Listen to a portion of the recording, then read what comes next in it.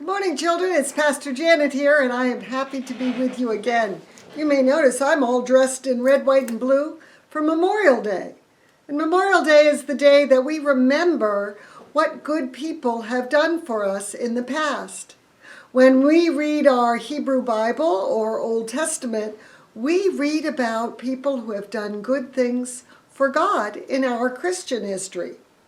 Today we're going to talk a little bit about Noah.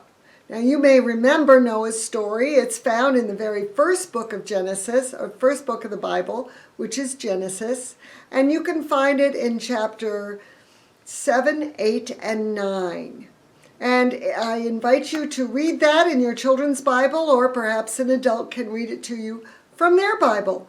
It's a wonderful story. So we hear that Noah gathered all the animals onto the ark.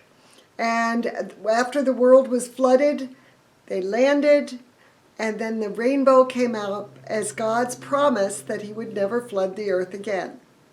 Well, this is continuing our story in Does God Have a Big Toe? And it is stories about stories in the Old Testament or Hebrew Bible. This particular one is called The Bird Feather Rainbow, and it is about the Noah story. So let's listen together. From the very beginning, God knew that people would try to act like they were better than their neighbors. But honestly, God never expected to have the same problem with the animals. As soon as they were created, they started to argue about who had the most beautiful hooves, hair, fur, scales, fangs, or feathers. And the worst of the bunch, by far, were the birds. When the time came for Noah to round up all the animals for the ark, he almost gave up when he had to settle the birds in their nesting places. The best nesting spot was on the great wooden beam that ran all the way across the ark. And the best place on the beam was right next to the only window on the ark. It was grabbed right away by the parrots, who would not allow the bright pink flamingos to nest next to them, who would only allow the canaries next to them, who would only allow the cardinals next to them, who would only allow the blue jays next to them, and so on, right down the beam. At the farthest and darkest end of the bird beam nested the raven and the dove. Their feathers were just plain black and just plain white, so no other birds would have anything to do with them. After 150 days and nights in the ark, everyone was going a little crazy. Suddenly, thud, crunch! The ark stopped rocking, and the waves came to rest. With a loud growling and hissing, mooing, croaking, squeaking, and cawing, the animals said, "Let's get out of here!" But when Noah opened the window, a cold blast of wind howled from the black sky. And all the animals turned to their neighbors and said, "You go first." Noah decided that a bird should go out and explore. So he asked the parrot next to the window. But the parrot just ruffled her feathers and squawked, "Don't be ridiculous! My feathers are much too beautiful to be messed up in that awful wind. Send the flamingo." The flamingo then stood up and sneered, "It's much too cold out there for me. Send the canary." And so it went, right down the bird beam with all the birds chirping their reasons why they could not fly outside the ark, until caw and a whoosh, the raven flew out the window and into the cold windy night. When the raven did not return after several days, Noah asked the birds if one of them would go out to find the raven. But all the birds, like before, found new reasons why they could not go. All except the dove, that is, who whooshed out the window to try to find her friend the raven in the black and windy sky. After a long, long flight, the dove found the raven perched in an olive tree on a tiny island in the great flood sea.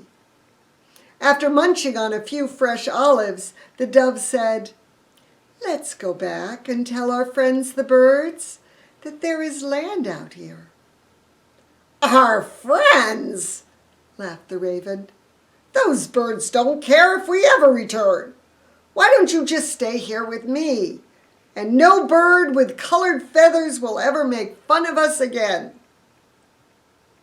But the dove said, "Oh, I don't think it's fair for us to sit here munching olives while everyone else is cooped up in the ark."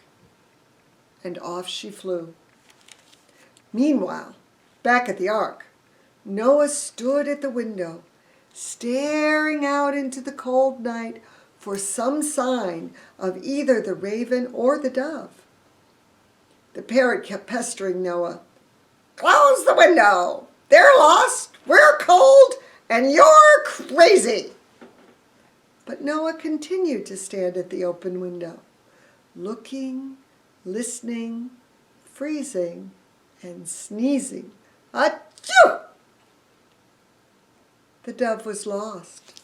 Her white wings were dipping closer and closer to the churning black waves, and she felt that she could not flap her tired wings another flap.